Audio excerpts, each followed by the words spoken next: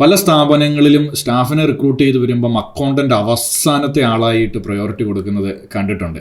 കാര്യം ഏറ്റവും ആദ്യം വരേണ്ട ആള് ഏറ്റവും അവസാനമായി പോവുകയാണ് പല സ്ഥാപനങ്ങളും, അല്ലേ? നമ്മൾ ഏത് ബിസിനസിന്റെയും ഏറ്റവും ഇമ്പോർട്ടന്റ് ആയിട്ടുള്ള ഒരു ഘടകം എന്ന് പറയുന്നത് അതിന്റെ ഫിനാൻസ് ആണ്.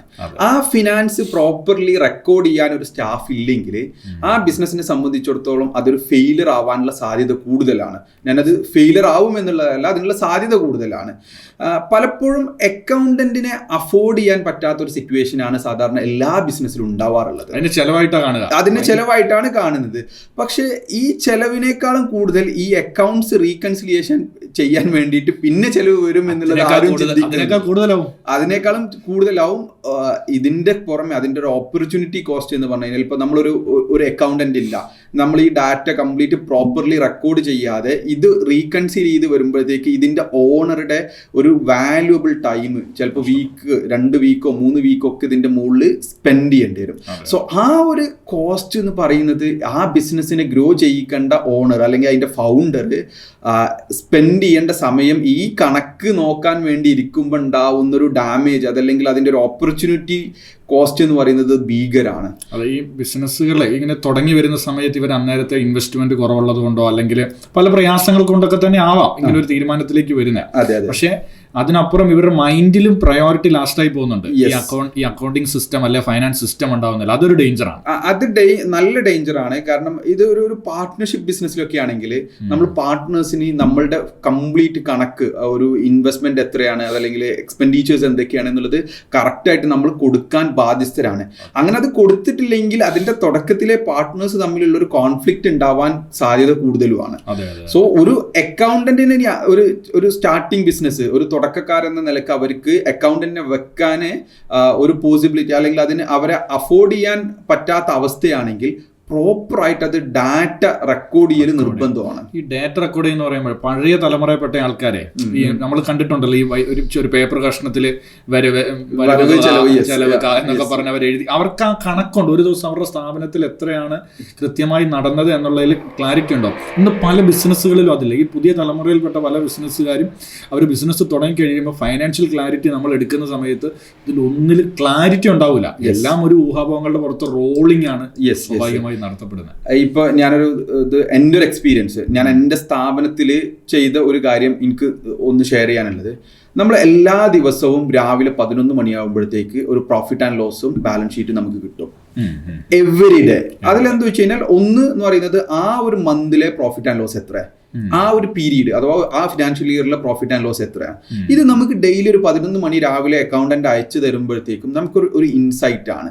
ഓക്കെ, ഇത്ര എമൗണ്ടേ ആയിട്ടുള്ളൂ, നമ്മൾ ഇനിയും ഇംപ്രൂവ് ചെയ്യാനുണ്ട്. ഈ ഒരു ഡാറ്റ കിട്ടുമ്പോൾ തന്നെ ആ ഒരു ബിസിനസ്സിൽ എന്ത് ചെയ്യും, ഒരുപാട് നമുക്ക് തന്നെ ഒരു ഇൻസൈറ്റ് വരും. ഓക്കെ, നമ്മൾ ഇംപ്രൂവ് ചെയ്യാനുണ്ട്, അല്ലെങ്കിൽ നമ്മുടെ ടാർഗറ്റ് അച്ചീവ് ആയിട്ടില്ല. ഞാൻ എപ്പോഴും സെയിൽസ് മാത്രമല്ല നോക്കുക, നമുക്ക് പ്രോഫിറ്റിൽ അടക്കം എന്ത് ചെയ്യണം, കൃത്യമായിട്ട് ഒരു ടാർഗറ്റ് വേണം. ലൈക്ക് ഇത്ര പെർസെൻറ്റേജ് അല്ലെങ്കിൽ ഇത്ര എമൗണ്ട് പ്രോഫിറ്റ് വേണം എന്നുള്ളത്. അപ്പൊ ഞാൻ ഒരിക്കലും സെയിൽസ് ഫിഗറിലല്ല നോക്കാറുള്ളത്. അതൊരു വലിയ പോയിന്റ്. ഈ പല ആൾക്കാർക്കും പ്രോഫിറ്റിൽ ടാർഗറ്റ് ഇല്ല. കാര്യം ഈ സെയിൽസിൽ മാത്രം ഇപ്പം വളരെ ചെറിയ മാർജിനുള്ള കമ്പനി, ചിലപ്പോൾ ഓപ്പറേഷണൽ കോസ്റ്റ് ഒക്കെ കൈയായിരിക്കും. അത്തരം സ്ഥാപനങ്ങളൊക്കെ പ്രോഫിറ്റിൽ ടാർഗറ്റ് വെക്കാതിരുന്നാൽ ആ സ്ഥാപനം എപ്പോഴും ഫണ്ട് വരുന്നുണ്ട്, ഫണ്ട് പോകുന്നുണ്ട്, ഒന്നും ബാക്കിയാവില്ല. അതിനെക്കുറിച്ച് ക്ലാരിറ്റി ഉണ്ടാവില്ല. റിപ്പോർട്ടില്ല, ഡാറ്റ ഇല്ലാത്തത് കൊണ്ടാണ് ഇതിലൊരു കൃത്യമായിട്ട് ക്ലാരിറ്റി ഇല്ലാത്തത്. നമ്മൾ പ്രോഫിറ്റിൽ ടാർഗറ്റ് വെച്ച് കഴിഞ്ഞാൽ തന്നെ നമുക്ക് ഇത് മുന്നോട്ട് പോകാൻ കഴിയുള്ളൂ. ഇപ്പോൾ നമ്മൾ പ്രോഫിറ്റ് ഇല്ലെങ്കിൽ പലപ്പോഴും പ്രോഫിറ്റ് എന്ന് പറയുന്നത് അസംഷനാണ്. ഞാൻ പല ബിസിനസ്സുകാരായിട്ടും സംസാരിക്കുന്ന സമയത്ത് അവർ പറയുന്നത് ഒരു 10% നെറ്റ് പ്രോഫിറ്റ് ഉണ്ട്, അതല്ലെങ്കിൽ ഒരു 15% നെറ്റ് പ്രോഫിറ്റ് ഉണ്ട്. ഇത് അസംഷനാണ്. എന്നിട്ട് നമ്മൾ അതിനെ ഫിഗർ ഔട്ട് ചെയ്ത് വരുമ്പോഴത്തേക്ക് ചിലപ്പോൾ ആക്ച്വലി ഒരു 2% 3% ഒക്കെ ആയിരിക്കും എന്ത് ചെയ്യുന്നത്, ആക്ച്വലി പ്രോഫിറ്റ് മാർജിൻ ഉണ്ടാവും, നെറ്റ് പ്രോഫിറ്റ് മാർജിൻ. എനിക്ക് തന്നെ ഒരു എക്സാമ്പിൾ ഉണ്ട്. പിന്നെ താമരശ്ശേരിയിൽ ഞാനൊരു ക്ലയന്റിനെ വിസിറ്റ് ചെയ്യാണ്ടി പോവാം. അപ്പോൾ അവരോട് ചോദിച്ചു, അപ്പോൾ അവർ പറഞ്ഞു 50% മാർജിൻ ഉണ്ടെന്ന് പറഞ്ഞു. അപ്പോൾ 50% മാർജിന് അവിടെ നടക്കുന്ന വോളിയം വെച്ച് നോക്കിയാൽ ഒരു കാരണവശാലും ഇവരുടെ നിലവിലുള്ള സ്റ്റാറ്റസിൽ നിന്നാൽ പോരാ. അപ്പൊ ഇത്രയും മണി റിസർവ് ഉണ്ടായാൽ പോരാ. അപ്പോൾ ഞാൻ വളരെ ഡീറ്റെയിൽ ആയിട്ട് എന്ത് ചെയ്തു, എൻ്റെ ഡാറ്റ കളക്ട് ചെയ്ത് ടീമുമായിട്ട് പോയി നമ്മളത് ഡിസ്കഷൻസ് നടത്തി അനലൈസ് ചെയ്ത് കഴിഞ്ഞപ്പോൾ അവരുടെ പ്രോഫിറ്റ് കിടക്കുന്നത് 18% താഴെയാണ്. അപ്പോൾ ഇവരോട് ഞാൻ ചോദിച്ചു, അപ്പോൾ നിങ്ങളോട് ആരെ പറഞ്ഞത് 50% ഉണ്ട് എന്ന്? അല്ല, ഇൻഡസ്ട്രി സ്റ്റാൻഡേർഡ് പറയുന്നത് അസംഷനും റിയാലിറ്റിയും തമ്മിൽ നല്ല വ്യത്യാസമുണ്ട്. ബിസിനസ്സിൽ ഒരിക്കലും നമ്മൾ പ്രോഫിറ്റ് അസംഷൻ വെക്കരുത്. അത് കൃത്യമായിട്ട് റിയാലിറ്റിയിൽ എന്താണോ നമുക്ക് കിട്ടുന്നത് അത് കൃത്യമായിട്ട് കാൽക്കുലേറ്റഡ് ആവണം. എന്നാലേ നമുക്ക് എങ്ങനെയാണ് ഇതിനെ ഓവർകം ചെയ്യാൻ പറ്റുക എന്നുള്ളത് നമുക്ക് നോക്കാൻ പറ്റുള്ളൂ. ഇതിൽ പിന്നെ പലപ്പോഴേ ഈ ക്ലാരിറ്റി അല്ലെങ്കിൽ ഇതിൻ്റെ ഈ അനലൈസിങ്ങിൽ റിപ്പോർട്ടുകൾ എടുക്കുന്നതിൽ ബിസിനസ്സുകാർ പലപ്പോഴും പ്രത്യേകിച്ച് ഒരു എന്താ പറയുക ലീൻ ലെവലിലുള്ള ബിസിനസ്സുകളിലൊക്കെ പുറകിലാണ്. കാര്യം കൃത്യമായ റിപ്പോർട്ടുകൾ ഇവർ മെയിൻറ്റെയിൻ ചെയ്യില്ല. P&L കൃത്യമായിട്ടുണ്ടാവില്ല, ബാലൻസ് ഷീറ്റ് ഉണ്ടാവില്ല, ക്യാഷ് ഫ്ലോ സ്റ്റേറ്റ്മെന്റ് ചെയ്യുകയേ ഇല്ല. അപ്പോൾ ഇങ്ങനത്തെയൊക്കെയുള്ള കുറേ പ്രശ്നങ്ങൾ സ്വാഭാവിക ബഡ്ജറ്റ് ഇവരുണ്ടാക്കില്ല. അപ്പൊ ഇതൊക്കെയാണ് ഒരു പരിധിവരെ ബിസിനസ്സുകളെ അവരുടെ ഗ്രോത്തിൽ നിന്ന് പിടിച്ചു നിർത്തുന്ന കുറേ ഘടകങ്ങൾ. കാര്യം ക്ലാരിറ്റി ഇല്ലാതെ എങ്ങനെ എന്റെ റോഡ് എങ്ങനെ ക്ലിയർ ആയി കിട്ടുക എന്ന് നമുക്ക് ഒരിക്കലും ഡിഫൈൻ ചെയ്യാൻ കഴിയില്ല. ഇപ്പൊ ഒരു ഉദാഹരണത്തിന് നമ്മൾ ഒരു ബിസിനസ്സിൽ ആ ബിസിനസ്സിൽ റിപ്പോർട്ടുകൾ കൃത്യമായിട്ട് വേണം. നമ്മളൊരു അക്കൗണ്ടന്റിനെ വെക്കുമ്പോൾ ആ അക്കൗണ്ടന്റിന് ശമ്പളം കൊടുക്കുന്നത് എന്തിനാണ്? ഇതേപോലുള്ള റിപ്പോർട്ട്സ് മാനേജ്മെന്റിന് കിട്ടാൻ വേണ്ടിയിട്ടാണ്. പക്ഷെ ആ അക്കൗണ്ടന്റിനെ റൈറ്റ് ആയിട്ട് യൂസ് ചെയ്യുന്നുണ്ടോ എന്ന് ചോദിച്ചു കഴിഞ്ഞാൽ ഇല്ല. പലപ്പോഴും അത് നോക്കുന്നില്ല. അക്കൗണ്ടൻസ് എന്താണ്, നമ്മളുടെ നാട്ടിൽ പൊതുവെ കാണുന്ന പല ബിസിനസ്സും അക്കൗണ്ടന്റ് ജോലി എന്താണ്? സെയിൽസ് അടിക്കുക, ക്യാഷ് റിസീവ് ചെയ്യുക. യെസ്, ഡാറ്റ എൻട്രി ആണ്. അക്കൗണ്ടന്റ് എന്ന് പറയുന്ന പ്രൊഫഷനെ അല്ല അവർ പെർഫോം ചെയ്യുന്നത്. അവർ ചെയ്യുന്നത് ജസ്റ്റ് ഡാറ്റ എൻട്രി ഓപ്പറേറ്റർ. ഒരു തരത്തിലുള്ള അക്കൗണ്ടിംഗ് സ്റ്റേറ്റ്മെന്റുകൾ ഉണ്ടാക്കാൻ അറിയില്ല. പക്ഷെ നമ്മൾ ഒരു അക്കൗണ്ടന്റിനെ സെലക്ട് ചെയ്യുമ്പോൾ നമ്മൾ കൃത്യമായിട്ട് നമുക്ക് MIS എന്ന് പറയും, മാനേജ്മെന്റ് ഇൻഫർമേഷൻ സ്റ്റേറ്റ്മെന്റ്. ആ ഒരു സ്റ്റേറ്റ്മെന്റ് നമ്മൾ മന്ത്ലി നമുക്ക് കിട്ടണം. അതിൽ മാനേജ്മെന്റിന് എന്തൊക്കെയാണോ ഇൻസൈറ്റ്സ് വേണ്ടത് അത് അക്കൗണ്ടന്റ് ഐഡന്റിഫൈ ചെയ്തിട്ട് അക്കൗണ്ടന്റ് കൊടുത്തു കഴിഞ്ഞാൽ മാത്രമേ എന്ത് ചെയ്യുള്ളൂ, ആ ബിസിനസ്സിൽ അക്കൗണ്ടന്റ് ഡ്യൂട്ടി നിർവഹിക്കപ്പെടുള്ളൂ. അതല്ലെങ്കിൽ ജസ്റ്റ് ഒരു ഡാറ്റ എൻട്രി ഓപ്പറേറ്റർ. അതിനൊന്ന് നമ്മൾ ഒരിക്കലും എന്ത് ചെയ്യേണ്ട, അക്കൗണ്ടന്റ് എന്ന് വിളിക്കേണ്ട ആവശ്യമില്ല എന്നാണ് എൻ്റെ ഒരു. ചുമ്മാ ഡാറ്റ ഇപ്പൊ ടാലിയിൽ ഡാറ്റ എൻട്രി ചെയ്യുന്നു, അല്ലെങ്കിൽ ഏതെങ്കിലും ഒരു സോഫ്റ്റ്വെയറിൽ ഡാറ്റ എൻട്രി ചെയ്യുന്ന എൻട്രി ചെയ്യാൻ പഠിച്ചാൽ. കാര്യം അതിനപ്പുറം ഈ ഫൈനാൻസും അക്കൗണ്ട്സും രണ്ടാണെന്നുള്ള കാര്യം അറിയാത്ത കുറേ ബിസിനസ്സുകളുണ്ട്. കാര്യം ഈ ഫൈനാൻസ് ഡിപ്പാർട്ട്മെന്റും അക്കൗണ്ട്സ് ഡിപ്പാർട്ട്മെന്റിനും ഒരേ ഡ്യൂട്ടിയാണ്. ഞാൻ ഫൈനാൻസിൽ ആളെ എടുത്തിട്ടുണ്ട്, നോക്കുമ്പോൾ ഇവര് ഏറ്റവും ജൂനിയർ ലെവലിലുള്ള അക്കൗണ്ടന്റ് ആയിരിക്കും. ഇതിന്റെ തമ്മിലുള്ള റോള് ഡിഫറെന്റ് ആണല്ലോ ശരിക്കും പറഞ്ഞാലേ. അത് കൃത്യമായിട്ട് നോക്കി മനസ്സിലാക്കി മുന്നോട്ട് പോയ കഴിഞ്ഞാൽ മാത്രമേ ആ ബിസിനസ് ഗ്രോ ചെയ്യുള്ളൂ. കാരണം മാനേജ്മെന്റിന് ഇതിൽ ഒരു എന്താണ് കൃത്യമായ ഡാറ്റ കിട്ടിക്കഴിഞ്ഞാൽ എങ്ങനെയാണ് സെയിൽസ് കൂട്ടാൻ പറ്റുള്ളൂ എന്നുള്ളത് അറിയാം, എങ്ങനെയാണ് പ്രോഫിറ്റ് കൂട്ടാൻ പറ്റുക, എവിടെയാണ് ഇഷ്യൂസ് ഉള്ളത്. മീൻസ് ഇപ്പൊ നമ്മൾ ഈ അസംഷനും റിയാലിറ്റിയും പറഞ്ഞല്ലോ, ചിലപ്പോൾ നമ്മളെ കോസ്റ്റ് കൂടുതലായിരിക്കും, അല്ലെങ്കിൽ നമ്മളെ സെല്ലിംഗ് പ്രൈസ് കുറവായിരിക്കും, അതല്ലെങ്കിൽ നമ്മളെ ഓപ്പറേഷൻ കോസ്റ്റ് കൂടുതലായിരിക്കും. അപ്പൊ ഇത് എന്താണ് എന്നുള്ള കൃത്യമായിട്ടൊരു ഡാറ്റ കിട്ടണമെങ്കിൽ ഈ അക്കൗണ്ടന്റ് ഈ റിപ്പോർട്ടുകൾ കൊടുത്തു കഴിഞ്ഞാൽ മാത്രമേ അത് മനസ്സിലാക്കാൻ കഴിയുള്ളൂ. ഇപ്പൊ കുറെ ആൾക്കാരും ഈ പ്രൊഫഷണൽ ഇൻവെസ്റ്റ്മെന്റിന് പോകാൻ വേണ്ടി വാല്യുവേഷനുമായി ബന്ധപ്പെട്ടിട്ട് പല സംസാരങ്ങൾ നടത്തലുണ്ട്. അപ്പൊ ഇത്തരം സ്ഥാപനങ്ങൾക്കൊക്കെ നേരിടുന്ന ഒരു പ്രതിസന്ധി, ഇവരുടെ വളർച്ചയുടെ സമയത്ത് ഇവരിൽ നിന്നൊക്കെ കുറെ പൈസയൊക്കെ വാങ്ങിയിട്ട് ഇൻവെസ്റ്റ്മെന്റ് ആണെന്ന് പറഞ്ഞ തത്വത്തിൽ ലോൺ മെത്തേഡിൽ എന്ത് ചെയ്തിട്ടുണ്ട്, ട്രീറ്റ് ചെയ്തിട്ടുണ്ട്. ഇതൊക്കെ വാല്യുവേഷനിലേക്ക് പോകുമ്പോൾ ഈ ഫൈനാൻഷ്യൽ സിസ്റ്റം ഇല്ലാത്തത്, ക്ലാരിറ്റി ഇല്ലാത്തത്, അക്കൗണ്ട് സ്റ്റേറ്റ്മെന്റുകൾ ഇല്ലാത്തത്, ഇതൊക്കെ ഭയങ്കര പ്രതിസന്ധികളായിട്ട് എന്ത് ചെയ്യുന്നുണ്ട്. സ്വാഭാവികമായിട്ട് നിരവധി ആൾക്കാർ ഇഷ്ടം പോലെ എക്സാമ്പിൾ എന്ത് ചെയ്യുന്നുണ്ട് മുമ്പിലുണ്ട്. ഇവർക്ക് കൃത്യമായി വാല്യുവേഷൻ കിട്ടില്ല. നമ്മളൊരു ഫണ്ടിങ്ങിന് പോകുന്ന ഒരു കമ്പനി ഒരിക്കലും ഡയറക്ടേഴ്സ് ലോൺ കാണിക്കരുത്. ആക്ച്വലി ഡയറക്ടേഴ്സ് ലോൺ എന്ന് പറയുന്നത് നമ്മൾ ബാലൻസ് ഷീറ്റിൽ കാണിക്കുന്ന ലാബിലിറ്റിയിൽ ഡയറക്ടേഴ്സ് ലോൺ ഉണ്ടെങ്കിൽ ഒബ്വിയസ്ലി അത് ഇൻവെസ്റ്റ്മെന്റ് ആണ്. അതല്ലെങ്കിൽ അത്രത്തോളം എമൗണ്ട് ഈ ഡയറക്ടേഴ്സിന് ലോൺ ആയിട്ട് ഈ കമ്പനിയിൽ ഇൻജെക്ട് ചെയ്യാൻ പറ്റുന്നുണ്ടെങ്കിൽ മാത്രമാണ് അത് ഡയറക്ടേഴ്സ് ലോൺ ആയിട്ട് ശരിക്കും ട്രീറ്റ് ചെയ്യുക. പക്ഷെ നമ്മളിത് ഈ വാല്യുവേഷൻ ഒന്നും ചെയ്യാതെ, ഇപ്പോൾ ഒരു കമ്പനിയിൽ ഇൻവെസ്റ്റ്മെന്റ് എടുക്കുന്നുണ്ടെങ്കിൽ അതിന് പ്രോപ്പർ വാല്യുവേഷൻ ചെയ്യണം, അതിന് ഷെയർ അലോട്ട് ചെയ്യണം, ഇങ്ങനെയുള്ള കാര്യങ്ങളൊക്കെ ചെയ്യാനുണ്ട്. ഇതിനെ ബൈപ്പാസ് ചെയ്യാൻ വേണ്ടിയിട്ടുള്ള ഈസി മെത്തേഡാണ് ഡയറക്ടേഴ്സ് ലോൺ എന്നുള്ളത്. അപ്പൊ ഞാൻ നോർമലി എൻ്റെ ക്ലയൻസ് ഇതേപോലെ നമുക്ക് ലോൺ ആയിട്ട് ട്രീറ്റ് ചെയ്തുകൂടെ എന്ന് ചോദിക്കുമ്പോൾ ഇത് കൃത്യമായിട്ട് പറഞ്ഞു കൊടുക്കാറുണ്ട്. കാരണം ഇൻവെസ്റ്റ്മെന്റ് എടുക്കുന്ന സമയത്ത് ഡയറക്ടേഴ്സ് ലോൺ കാണുന്നത് ഒരിക്കലും ഇൻവെസ്റ്റ് റെഡി കമ്പനി അല്ല എന്നുള്ളതാണ് പ്രൊഫഷണൽ ഇൻവെസ്റ്റേഴ്സിന്റെ അസംഷൻ എന്ന് പറയുന്നത്.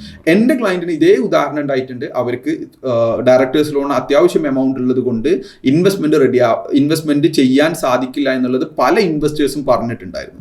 സോ ഏതൊരു കമ്പനി അതിനകത്ത് ഫണ്ട് ഫ്ലോ മെക്കാനിസം കറക്റ്റ് അല്ല എന്ന് അത് കാണുമ്പോൾ തന്നെ അറിയാലോ സ്വാഭാവികമായിട്ട്. കാര്യം നമ്മുടെ അത്യാവശ്യം വന്നപ്പോൾ നമ്മൾ കുറച്ച് ഫണ്ട് എന്ത് ചെയ്തു, ഇങ്ങോട്ട് എടുത്തു. ഇനി ആ ഫണ്ട് തന്നെ കൃത്യമായി ഇതിനകത്ത് തന്നെ യൂട്ടിലൈസ് ചെയ്തിട്ടുണ്ടോ എന്ന് പറയാൻ പറ്റില്ല. കാര്യം ഈ വാങ്ങിയ എമൗണ്ട് തന്നെയാണോ ഇതിൽ റെക്കോർഡ് ചെയ്തേക്കുന്നതെന്ന് പറയാൻ പറ്റൂല. കാര്യം നമ്മളൊരു സ്ഥാപനം എടുക്കുവാണെങ്കിലും അങ്ങനെയല്ലേ, ആ മൈൻഡ് സെറ്റ് അല്ലേ നമുക്ക് ഉണ്ടാവുക. അല്ല, അത് പ്രോപ്പർലി വാല്യുവേഷൻ ചെയ്യുകയാണെങ്കിൽ വാല്യുവേഷൻ ചെയ്ത് ഷെയർ അലോട്ട് ചെയ്ത്, ഷെയർ ആണെങ്കിൽ ഇക്വിറ്റി ഷെയർ ആണെങ്കിൽ ഇക്വിറ്റി ഷെയർ, അതല്ലെങ്കിൽ പ്രിഫറൻസ് ഷെയർ ആണെങ്കിൽ പ്രിഫറൻസ് ഷെയർസ്, ഇനി അതല്ല ഡെപ്റ്റ് ആണെങ്കിൽ ഡിബഞ്ചർ ആണെങ്കിൽ ഡിബഞ്ചർ, ആ ഒരു ഫോർമാറ്റിൽ തന്നെ അതിന് പ്രോപ്പർ മെത്തേഡിൽ നമ്മൾ ചെയ്ത് കഴിഞ്ഞാൽ നമുക്ക് നാളെ ഒരിക്കലും ദുഃഖിക്കേണ്ടി വരില്ല. അതെ. അല്ലെങ്കിൽ എന്നാന്ന് പറഞ്ഞാൽ ഈ ഒരു ഇൻവെസ്റ്റ്മെന്റ് എടുക്കാൻ എല്ലാ കപ്പാസിറ്റി ഉണ്ടായിട്ടും പൊട്ടൻഷ്യൽ ഉണ്ടായിട്ടും ഇൻവെസ്റ്റ്മെന്റ് കിട്ടാത്ത കമ്പനികൾ നിരവധി ഉണ്ടല്ലോ, ഒത്തിരി ഉണ്ട്. അവരൊക്കെ ഫേസ് ചെയ്യുന്ന ഈ ഡ്യൂ ഡെലിജൻസിലാണ് ഈ പ്രശ്നം, ഇഷ്യൂസ് ഐഡന്റിഫൈ ചെയ്ത് കഴിഞ്ഞാൽ അതിന് കൃത്യമായിട്ട് ഇത് ലോൺ ആണ് എന്നുള്ളത് പ്രൂവ് ചെയ്യാൻ കഴിയില്ല. സ്വാഭാവികമായിട്ടും അവർ പറയും ഇത് ആരാണ് ലോൺ കൊണ്ടുവന്നത്. അപ്പോൾ ഡയറക്ടേഴ്സിന് സഫീഷ്യന്റ് ആയിട്ടുള്ള ഇൻകം ഉണ്ടോ എന്നുള്ളത് ഈ ഇൻവെസ്റ്റേഴ്സ് ചോദിക്കുന്ന സമയത്ത് മോസ്റ്റ്ലി ഉണ്ടാവില്ല. കാരണം അതില്ലാത്തത് കൊണ്ടാണല്ലോ ഫണ്ടിങ് നോക്കുന്നത്. അപ്പോൾ ഇതെന്താണ്, അപ്പൊ ഇത് ഇൻവെസ്റ്റ്മെന്റ് ആണ്. ഇങ്ങനെ വരുന്ന സമയത്ത് ഓക്കെ, എത്ര ഇൻവെസ്റ്റ്മെന്റ് ഉണ്ട്, എത്രത്തോളം ഇൻവെസ്റ്റേഴ്സ് ഉണ്ട്, അവരെങ്ങനെയാണ് പിരിച്ചുവിടുക, ഇങ്ങനെയുള്ള ക്വസ്റ്റ്യൻസ്. അത് ലയബിലിറ്റി ആയി മാറുവാണല്ലോ. അല്ല, അത് ലയബിലിറ്റി ആണ്. പക്ഷെ ഇത് ഈ ആളുകളെ ഇത്രയും എന്താ പറയാ, ഒരു പ്രൊഫഷണൽ അല്ലാത്ത രൂപത്തിൽ ചെയ്യുന്ന ഒരു കമ്പനിയിൽ എങ്ങനെയാണ് ഞങ്ങൾ ഇൻവെസ്റ്റ് ചെയ്യുക എന്നുള്ളതാണ് ഇൻവെസ്റ്റേഴ്സിന്റെ ക്വസ്റ്റ്യൻ. അതാണ്. അല്ല, ഇതിന്റെ ഒരു ആത്യന്തികമായ അടിസ്ഥാനമേ നമ്മൾ ബിസിനസ് ചെയ്യുന്നുണ്ടെങ്കിൽ അത് പ്രൊഫഷണലായി ചെയ്യുക. ഇത് ഇപ്പോഴും പറയുമല്ലോ, നമ്മുടെ സെയിലബിൾ ആയിരിക്കണം നമ്മുടെ ബിസിനസ് എന്ന് പറയാൻ. അവിടെയാണ് ഈ ഫൈനാൻഷ്യൽ ക്ലാരിറ്റി ഉണ്ടെങ്കിൽ ഏത് സമയത്ത് നമുക്ക് ഇതിനെ വിൽക്കാം. സെയിലബിൾ എൻ്റെ ഐറ്റം ഞാൻ വേറൊരാൾക്ക് സെല് ചെയ്യണമെന്നുണ്ടെങ്കിൽ ഞാൻ അത്ര കോൺഫിഡന്റ് ആണല്ലേ ഉള്ളൂ, അല്ലെ ഞാൻ ഇല്ലാത്തൊരു സംവിധാനമായിട്ട് അത് പോകുന്നില്ല. അപ്പോൾ ബിസിനസ്സിനെ പ്രൊഫഷണലായി കണ്ടാൽ ഇതിനെല്ലാത്തിനും മാറ്റം വരും. അല്ല, അവിടെ ഈ സെല്ലബിൾ എന്ന് പറഞ്ഞു കഴിഞ്ഞാൽ തന്നെ അതിന്റെ ഫൗണ്ടർ ഉണ്ടെങ്കിലും ഇല്ലെങ്കിലും ഒരേപോലെയുള്ള രൂപത്തിലാവണം ആ ബിസിനസ്. അപ്പോഴാണ് ശരിക്കും automated model, system driven business ആയിരിക്കണം. അപ്പൊ നമ്മുടെ നാട്ടില് ഒരിക്കലും നമ്മൾ പ്രൊഡക്റ്റ് സെല് ചെയ്യാന്നേ പറയുള്ളൂ, പക്ഷെ നമ്മളെ ബിസിനസ് സെല് ചെയ്യാം എന്നുള്ള കോൺസെപ്റ്റ് ഇല്ല. ശരിക്കും നമ്മൾ ഫോക്കസ് ചെയ്യേണ്ടത് നമ്മളുടെ ബിസിനസിനെ എങ്ങനെ സെല്ലബിൾ ബിസിനസ് ആക്കാം എന്നുള്ളതാണ്. നമ്മളെ പ്രൊഡക്റ്റിനെ അല്ലെങ്കിൽ നമ്മളെ സർവീസിനെ സെല്ല് ചെയ്യുന്നതിനപ്പുറം നമ്മൾ ബിസിനസിനെ എങ്ങനെ സെല്ല് ചെയ്യാം എന്നുള്ളതാണ് നമ്മൾ നോക്കേണ്ടത്. അല്ല, ഇപ്പൊ പൊതുവെ വലിയ ഒത്തിരി സ്ഥാപനങ്ങളെ അവരൊരു സംവിധാനം സെറ്റ് ചെയ്തിട്ട് അതിനകത്ത് ഒരു പെർസെൻറ്റേജ് ഓഫ് ഷെയറോ അല്ലെങ്കിൽ ആ കമ്പനിയെ ടോട്ടലോ സെല്ല് ചെയ്തിട്ട് ബാക്കിയുള്ള കാലം അവർക്ക് ഇഷ്ടപ്പെട്ട പാഷന്റെ പുറകെ ജീവിക്കുന്ന ഒത്തിരി ഉദാഹരണങ്ങൾ നമ്മുടെ മുമ്പിലുണ്ട്. ഇഷ്ടംപോലെ ആൾക്കാർ നമ്മുടെ മുമ്പിലുണ്ട്. അതിനുള്ള സാധ്യത ഓരോരുത്തരുടെയും മുമ്പിലുണ്ട്. പക്ഷേ ഇതിനെ അറിവില്ലായ്മ കൊണ്ടോ അല്ലെങ്കിൽ വേണ്ടവിധം പഠിക്കാൻ തയ്യാറാവാത്തത് കൊണ്ടോ പ്രൊഫഷണലായി അപ്രോച്ച് ചെയ്യാത്തത് കൊണ്ടോ ഒക്കെ എന്താണ് ഇവരിങ്ങനെ പെട്ട് കിടക്കാണ്ട് ഓപ്പറേഷൻസിൽ ഇങ്ങനെ ലോക്കായി കിടന്ന് ഈ ചെയ്യുന്നത് തന്നെ പിന്നെയും ചെയ്ത് ഗ്രോത്ത് എന്ന് പറയുന്നത് അന്യമായി നിൽക്കുക. നമ്മൾ ഈ സെല്ലബിൾ എന്ന് പറഞ്ഞു കഴിഞ്ഞാൽ ആ ഒരു കോൺസെപ്റ്റിൽ പോകണം എന്നുണ്ടെങ്കിൽ അതിന്റെ നമ്മളെ ബിസിനസിന്റെ ഡേ 1 മുതൽ നമ്മൾ എന്ത് ചെയ്യണം, നമ്മളെ ബിസിനസ് പ്രോപ്പർലി ഫങ്ഷനിങ് ആക്കണം. അത് നമ്മൾ ഫിനാൻസിൽ മാത്രമല്ല, നമ്മൾ HR വേണം, നമ്മൾ ബാക്കിയുള്ള ഓപ്പറേഷൻസിൽ വേണം, എല്ലാത്തിലും നമ്മൾ ഡേ 1 മുതൽ പ്രോപ്പർ സിസ്റ്റത്തിലാക്കി കഴിഞ്ഞാലേ നമുക്ക് സെല്ലബിൾ ബിസിനസ്സിലേക്ക് എത്താൻ പറ്റുള്ളൂ. അപ്പോൾ പലപ്പോഴും അതൊക്കെ വരുന്നിടത്ത് വെച്ച് കാണാമെന്നുള്ളതാണ് പല ബിസിനസ്സുകാരുടെയും ഒരു ടേക്ക് എന്ന് പറയുന്നത്. ഇവരെയും ഡയറക്ടേഴ്സ് ആയിട്ടുള്ള ആൾക്കാർ പോലെ കമ്പനിയിൽ നിന്ന് ഫണ്ട് എടുക്കുന്നതിന് കൃത്യമായ മാനദണ്ഡം ഉണ്ടാവില്ല. കാര്യം ഒരാൾക്ക് കമ്പനിയിൽ നിന്ന് എടുക്കാൻ പറ്റുക സാലറി ആയിട്ടാണല്ലോ ഫണ്ട് എടുക്കുക. ഇത് ബിസിനസ്സിന് വരുന്ന ഫണ്ട് അവരെടുത്ത് പേഴ്സണലി റോൾ ചെയ്യും, അല്ലെങ്കിൽ ലോൺ അടയ്ക്കാൻ എടുക്കും, അല്ലെ വണ്ടി വാങ്ങാൻ വേണ്ടി ഉപയോഗിക്കും. ഇങ്ങനെ ഇത് ഇൻവെസ്റ്റ്മെന്റിൽ നിന്ന് എടുത്തിട്ട് തന്നെ ചിലപ്പോൾ എന്ത് ചെയ്യും, ഇവരുടെ പേഴ്സണൽ യൂസിന് ഉപയോഗിക്കും. ഇത് പറഞ്ഞേക്കാണ് എനിക്ക് ഒരു കാര്യം ഓർമ്മ വന്നത്. ഞാൻ എപ്പോഴും എൻ്റെ ക്ലയൻസിനോട് ചോദിക്കുന്നതാണ്, നിങ്ങളുടെ ബിസിനസ്സിനെ നിങ്ങൾക്ക് സെല്ല് ചെയ്യാൻ കഴിയുമെന്ന്. അപ്പോൾ പലപ്പോഴും ക്ലയൻസ് എൻ്റെ അടുത്ത് ചോദിക്കും, എന്തിനാണ് എൻ്റെ ബിസിനസ് സെല്ല് ചെയ്യുന്നുള്ളത്. അപ്പോൾ നമ്മൾ ബിസിനസ്സിന് നമുക്ക് ഉണ്ടാവുന്ന ഒരു അറ്റാച്ച്മെന്റ് അല്ലെങ്കിൽ ഒരു ഇമോഷൻ എന്ന് പറയുന്നത് വേറെ തന്നെയാണ്. പക്ഷെ നമ്മുടെ ബിസിനസ്സിനെ നമുക്ക് സെല്ല് ചെയ്യാൻ കഴിയണം. നമ്മളെ ബിസിനസ് സെല്ലബിൾ ബിസിനസ് ആയിരിക്കണം. 100% അങ്ങനെ തന്നെ ആയിരിക്കണം. കാര്യം ഇതിൽ ഈ ബിസിനസ്സിൽ അവർ അമിത വൈകാരികത ബിസിനസ്സിൽ കൊണ്ടുവന്നിട്ട് കാര്യം ബിസിനസ്സിനെ പ്രൊഫഷണലായി കാണുകയും ബിസിനസ്സിനെ നമുക്ക് സെല്ല് ചെയ്യാൻ പറ്റുന്ന ഒരു പ്രൊഡക്റ്റാക്കി ബിസിനസ് തന്നെ സെല്ല് ചെയ്യാൻ പറ്റുന്ന ലെവലിലേക്ക് കൊണ്ടുവന്ന് കഴിഞ്ഞു കഴിഞ്ഞാൽ നമുക്ക് ബാക്കിയുള്ള ലൈഫ് നമുക്ക് എൻജോയ് ചെയ്യാൻ പറ്റും. പക്ഷെ അത് നടക്കണം എന്നുണ്ടെങ്കിൽ ഞാനില്ലാത്ത ഒരു സിസ്റ്റം ബിസിനസ്സിൽ എന്ത് ചെയ്യണം, നമ്മളെപ്പോഴും പ്രൊഡക്റ്റ്, നമ്മുടെ പ്രൊഡക്റ്റോ അല്ലെങ്കിൽ നമ്മുടെ സർവീസോ ആണ് നമ്മൾ സെല്ല് ചെയ്യാൻ ഉദ്ദേശിക്കുന്നത്. പക്ഷെ നമ്മളെ പ്രൊഡക്റ്റും നമ്മുടെ സർവീസും അല്ലാണ്ട് നമുക്ക് നമ്മുടെ ബിസിനസ്സിനെ തന്നെ സെല്ല് ചെയ്യാൻ കഴിഞ്ഞു കഴിഞ്ഞാൽ അതായിരിക്കും ചിലപ്പോൾ ഒന്നും കൂടി ഈ പ്രൊഡക്റ്റോ സർവീസോ സെല്ല് ചെയ്യുന്നതിനേക്കാളും നല്ലത്. കാരണം ആ ഒരു വാല്യുവേഷനിലായിരിക്കും അത് ബിസിനസ് സെല്ല് ചെയ്യപ്പെടുന്നത്. അതിന്റെ ലോജിക്ക് എത്രേ ഉള്ളൂ, പ്രൊഡക്റ്റ് സെല്ല് ചെയ്യുമ്പോൾ നമുക്ക് 20% പ്രോഫിറ്റ് ഉണ്ടെങ്കിൽ ബിസിനസ് തന്നെ അങ്ങ് സെല്ല് ചെയ്താലോ. ആ ഒരു ലെവലിൽ ചിന്തിച്ച് തുടങ്ങി കഴിഞ്ഞാൽ നമുക്ക് നമ്മുടെ ബിസിനസ്സിൽ ഒരുപാട് കാര്യങ്ങൾ ചെയ്യാൻ പറ്റും. നമ്മളെ ബിസിനസ്സിൽ നമുക്ക് പ്രൊഫഷണലിസം കൊണ്ടുവരാം, നമ്മളെ ബിസിനസ്സിൽ സിസ്റ്റം കൊണ്ടുവരാം. ആ ഒരു സിസ്റ്റം ഡ്രിവൺ ആയിട്ടുള്ള ഒരു ബിസിനസ്സിനെ സെല്ല് ചെയ്യാൻ പറ്റുള്ളൂ. അപ്പൊ നിങ്ങൾ ഇനി സെല്ല് ചെയ്തിട്ടില്ലെങ്കിൽ പോലും നിങ്ങളുടെ ബിസിനസ്സിൽ നിങ്ങൾക്ക് സിസ്റ്റം ഇംപ്ലിമെന്റ് ചെയ്യാനും ആ ഒരു സിസ്റ്റം ഡ്രിവൺ ബിസിനസ് ആക്കാനും ഈ ഒരു ചിന്ത നിങ്ങളെ സഹായിക്കും എന്നുള്ളതാണ് എനിക്ക് തോന്നിയിട്ടുള്ളത്. അല്ല, ഈ ബിസിനസ്സുകൾ സെയിലബിൾ ആയിട്ട് 100% നിൽക്കണം. കാര്യം നമ്മളെ തന്നെ ഡിപ്പെൻഡ് ചെയ്ത് പോകുന്ന സമയത്ത് എൻ്റെ മാക്സിമം ആണ് ബിസിനസിന്റെ മാക്സിമം. അത് ബ്രേക്ക് ആവണം. കാര്യം ബിസിനസ് ഒരു ടീം ആക്ടിവിറ്റി ആയിട്ട് കംപ്ലീറ്റ് ആയിട്ട് സ്കെയിൽ ചെയ്ത് പോകുമ്പോഴാണ് എന്ത് ചെയ്യാൻ പറ്റുക, ഇതിലേക്ക് ഇൻവെസ്റ്റ്മെന്റ് കൊണ്ടുവരാൻ പറ്റുക, നമുക്കിതിൽ ഫ്രീഡം അനുഭവിക്കാൻ പറ്റുക. നമ്മൾ വളർന്ന ഏത് ബിസിനസ്സുകാരെ എടുത്തു നോക്കിയും അവർ യാത്ര ചെയ്യുകയും അവർ ബിസിനസ്സിലെ ഫ്രീഡം എൻജോയ് ചെയ്യുന്നവരാണ്. അവർക്കത് ചെയ്യാൻ പറ്റുന്നത് അവരുടെ ബിസിനസ് സെയിലബിൾ ആയതുകൊണ്ട് അതിലേക്ക് ഇൻവെസ്റ്റ്മെന്റ് കൊണ്ടുവരികയും അല്ലെങ്കിൽ ഇതിന്റെ വലിയൊരു പെർസെൻറ്റേജ് നിങ്ങൾക്കറിയാലോ എല്ലാ കമ്പനികളിലും ബ്രാൻഡുകളിലൊക്കെ അതിന്റെ നമ്മൾ കാണുന്ന ഓണേഴ്സിന് 1%, 2%, ബിലോ 5% ആയിരിക്കും ഓരോരുത്തരുടെ ഷെയർ ഉണ്ടാവുക. ബാക്കി മൊത്തം സെയിൽഡ് അല്ലേ. ഇതിൽ ഈ ബിസിനസ്സിൽ യാത്ര ചെയ്ത് കഴിഞ്ഞാൽ നമുക്ക് ഒരുപാട് എക്സ്പോഷർ നമുക്ക് കിട്ടും. നമ്മൾ പുതിയ ആളുകളുമായിട്ട് മീറ്റ് ചെയ്യുക, പുതിയ ആളുകളായിട്ട് സംസാരിക്കുക, ആ ഒരു ആളുകളുടെ അടുത്ത് നിന്ന് കിട്ടുന്ന ഒരുപാട് എക്സ്പീരിയൻസ് നമ്മൾ എടുക്കുക. അപ്പൊ നമ്മളെ ബിസിനസ്സിന് എപ്പോഴും യാത്രകൾ ചെയ്യാൻ പറ്റണം. ഇങ്ങനെ യാത്രകൾ ചെയ്യണം എങ്കിൽ നമുക്ക് ബിസിനസിന്റെ ഓപ്പറേഷണൽ ഹെഡ് ഏക്ക് മാറി നമുക്ക് ഫ്രീ ആയിട്ട് യാത്ര ചെയ്യാൻ കഴിഞ്ഞു കഴിഞ്ഞാൽ മാത്രമേ നമ്മളെ ബിസിനസ്സിനെ അടുത്ത തലത്തിലേക്ക് വളർത്താൻ കഴിയുള്ളൂ. പല ആൾക്കാരും ബിസിനസിന്റെ അകത്താണ്, ബിസിനസിന്റെ ഇൻ ദ ബിസിനസ് ആണ്, ഓൺ ദ ബിസിനസ് അല്ല. അപ്പൊ ബിസിനസ്സിനകത്താകുമ്പോൾ ഞാൻ ഇതിന്റെ ഡെയിലി വന്ന ബിസിനസ് മാനേജ് ചെയ്യാനാണ് ഇവർ ലൈഫിൽ കൂടുതൽ ടൈം സ്പെൻഡ് ചെയ്യുന്നത്. പുതിയ ബിസിനസ് ഉണ്ടാക്കുകയോ ഇതിന്റെ ഡെവലപ്മെന്റിലേക്ക് പോവുകയോ ചെയ്യുന്നിടത്തല്ല. നമ്മൾ എപ്പോഴും പുതിയ ബിസിനസ് ഉണ്ടാക്കാനാണ് മാക്സിമം നോക്കേണ്ടത്. അപ്പൊ ആ പുതിയ ബിസിനസ് ഉണ്ടാക്കണമെങ്കിൽ നിലവിലുള്ള ബിസിനസ്സിലെ ഓപ്പറേഷണൽ ഹെഡ് ഏക്കുകൾ മാറ്റി കഴിഞ്ഞു കഴിഞ്ഞാൽ മാത്രമേ നമുക്ക് എന്ത് ചെയ്യാൻ പറ്റുള്ളൂ, പുതിയ ബിസിനസ്സിലേക്ക് നമുക്ക് പോകാൻ പറ്റുള്ളൂ. അതല്ലെങ്കിൽ ഒരിക്കലും നമ്മൾ പുതിയ ബിസിനസ്സിലേക്ക് പോകില്ല. നമ്മൾ ഇതേ ഉള്ള സിസ്റ്റം തന്നെ മേ ബി ഓരോ വർഷവും നമ്മൾ ഒരു 5% ഗ്രോത്ത് മാത്രം ഉണ്ടായിട്ട് അതൊരു ഗ്രാജുവൽ ഗ്രോത്ത് മാത്രമായിട്ട് ബിസിനസ് ഒതുങ്ങിപ്പോകും. അതെ. ഈ ഒരു എക്സ്പോണൻഷ്യൽ ഗ്രോത്ത്, അത് വളരെ പെട്ടെന്നുള്ള ഒരു ഗ്രോത്ത് സാധ്യമായ ഒരു ലോകത്താണ് നമ്മളുള്ളത്. പലപ്പോഴും നമ്മൾ തന്നെ പിടിച്ചു വെച്ചേക്കുക, ഇത്രയും മതി. കാര്യം നമ്മൾ തന്നെയാണ് എല്ലാം ചെയ്യുന്നത്, എല്ലാം മാക്സിമം നമ്മൾ തന്നെയാണ്. നമ്മൾ ഒരു ദിവസം ഇല്ലെങ്കിൽ സ്ഥാപനത്തിന് വലിയ പ്രതിസന്ധി ആയിരിക്കും. നമുക്ക് പനി പിടിച്ചാൽ സ്ഥാപനത്തിന് പനി പിടിക്കും, നമുക്ക് ജലദോഷം വന്നാൽ സ്ഥാപനത്തിന് ജലദോഷം വരും. ഈ പ്രശ്നം സ്വാഭാവികമായി മാറി ഇതിനെ ഒരു സെയിലബിൾ ഐറ്റം ആയിട്ട് ഏറ്റവും സ്ട്രക്ചേർഡ് ആയ ഒരു ബിസിനസ് ആക്കി മാറ്റിക്കഴിഞ്ഞാൽ സമാനതകളില്ലാത്ത വളർച്ച നമുക്ക് കൈവരിക്കാൻ പറ്റും. എക്സാമ്പിൾ നമ്മുടെ മുമ്പിലില്ല ഇഷ്ടം പോലെ. ദുബായിൽ എൻ്റെ ഒരു ക്ലയൻറ്റ് അവർ അപ്രോച്ച് ചെയ്ത സമയത്ത് അവർക്ക് 3.5 മില്യൺ ഇൻവെസ്റ്റ്മെന്റ് അവരൊരിക്കലും എടുത്തു. ഈ ഇൻവെസ്റ്റ്മെന്റ് ആ കമ്പനി വലിയ ഒരു പ്രതിസന്ധിയിൽ ഫൈനാൻഷ്യൽ ക്രൈസിസിൽ നിൽക്കുമ്പോഴാണ് ഇവർ ഈ ഇൻവെസ്റ്റ്മെന്റ് എടുക്കുന്നത്. ഈ ഇൻവെസ്റ്റ്മെന്റ് മുഴുവൻ എന്ത് ചെയ്തെന്ന് ചോദിച്ചാൽ ആ ലയബിലിറ്റി സെറ്റ് ഓഫ് ചെയ്യാൻ വേണ്ടി ഉപയോഗിച്ചു. അതോടുകൂടെ ഇൻവെസ്റ്റ്മെന്റ് എടുത്തു കഴിഞ്ഞാൽ കമ്പനി എന്തുകൊണ്ട് പോകണം, ഇൻവെസ്റ്ററുടെ അപ്രോച്ച് അനുസരിച്ച് ഗ്രോത്തിലേക്ക് പോകണം. കാര്യം അത്രയും 3.5 മില്യൺ ദിർഹംസിന്റെ ഇൻവെസ്റ്റ്മെന്റ് എടുത്താണ്. അപ്പം അത് ഗ്രോത്തിലേക്ക് പോയില്ല. സ്വാഭാവിക ഇവർ ലൈബിലിറ്റി സെറ്റ് ഓഫ്. ഈ പ്രശ്നം മാർക്കറ്റിലെ ചെറുകിട കച്ചവടക്കാരുടെ അടുത്ത് വളരെ കാര്യം MSMEകളുടെ അടുത്ത് കാര്യമായി നടക്കുന്നുണ്ട്. കാര്യം ഒരാളെ പിരിച്ചുവിടാൻ ഇവരെന്ത് ചെയ്യും, നമ്മൾ ഒരിക്കലും ഒരാളെ പിരിച്ചുവിടാൻ ഇൻവെസ്റ്റ്മെന്റ് എടുത്തു കഴിഞ്ഞാൽ എന്താണോ ഇപ്പോഴത്തെ സിറ്റുവേഷൻ അതേ സിറ്റുവേഷനിൽ കൂടി തന്നെ ആയിരിക്കും ഇൻവെസ്റ്റ്മെന്റ് എടുത്തു കഴിഞ്ഞാൽ പോകുന്നത്. ഒരു മാറ്റം ഉണ്ടാവില്ല. നമ്മൾ ഇൻവെസ്റ്റ്മെന്റ് എടുക്കുമ്പോൾ നമുക്ക് അതിന് കൃത്യമായിട്ട് പ്ലാനിങ് വേണം. അതിൽ ചിലപ്പോൾ നമ്മൾ ഇമ്മീഡിയറ്റ്ലി പിരിച്ചുവിടേണ്ട ലയബിലിറ്റീസ് നമ്മൾ സെറ്റിൽ ചെയ്യുക എന്നുള്ളതിന്റെ അപ്പുറത്തേക്ക് ഈ ഇൻവെസ്റ്റ്മെന്റ് എടുത്ത മുഴുവൻ എമൗണ്ടും നമ്മൾ ലയബിലിറ്റി സെറ്റിൽ ചെയ്യാൻ വേണ്ടിയിട്ട് ഉപയോഗിച്ചു കഴിഞ്ഞു കഴിഞ്ഞാൽ ആ ബിസിനസ് എന്താണ് മുമ്പ് ഉണ്ടായിരുന്നത് അതേപോലെ പോകും. പക്ഷെ അവിടെ പ്രശ്നം ഉണ്ടാവുന്നത് ഇൻവെസ്റ്ററെ എക്സ്പെക്ടേഷൻ മീറ്റ് ചെയ്യൂല എന്നുള്ളതാണ്. ഈ ഇൻവെസ്റ്ററോട് പറയൂല ലയബിലിറ്റി ഉണ്ടെന്ന്. അവിടെയാണ് കോൺട്രഡിക്ഷൻ വരിക. പിന്നെ അത് ഇൻവെസ്റ്ററും ഈ പറയപ്പെടുന്ന ഓണേഴ്സും തമ്മിലുള്ള ഒരു കോൺഫ്ലിക്റ്റ് അവിടെ ഉണ്ടാവാൻ സാധ്യതയുണ്ട്. സ്വാഭാവികമായിട്ടും ബിസിനസ് ഗ്രോ ചെയ്യിപ്പിക്കേണ്ടതിന് പകരം ഈ ഒരു കോൺഫ്ലിക്റ്റ് തീർക്കാൻ വേണ്ടിയിട്ടുള്ള ഡിസ്കഷൻ ആയിരിക്കും മോസ്റ്റ്ലി ഇവർ തമ്മിൽ ഉണ്ടാവുന്നത്. സ്വാഭാവികമായിട്ടും ആ ഒരു ബിസിനസ് ഒരു പരിധിയിൽ കൂടുതൽ ഈ ഫൗണ്ടേഴ്സിന് ഗ്രോ ചെയ്യിപ്പിക്കാൻ കഴിയില്ല. അതൊരു വലിയ പ്രതിസന്ധികളാണ് ബിസിനസിനെ സംബന്ധിച്ചിടത്തോളം. കാര്യം ഈ എങ്ങനെയാണ് ഇതിലേക്ക് ഫണ്ട് കൊണ്ടുവരേണ്ടത്, ഈ ഫണ്ടിന്റെ യൂട്ടിലൈസേഷൻ എങ്ങനെയാണ് ചെയ്യേണ്ടത്?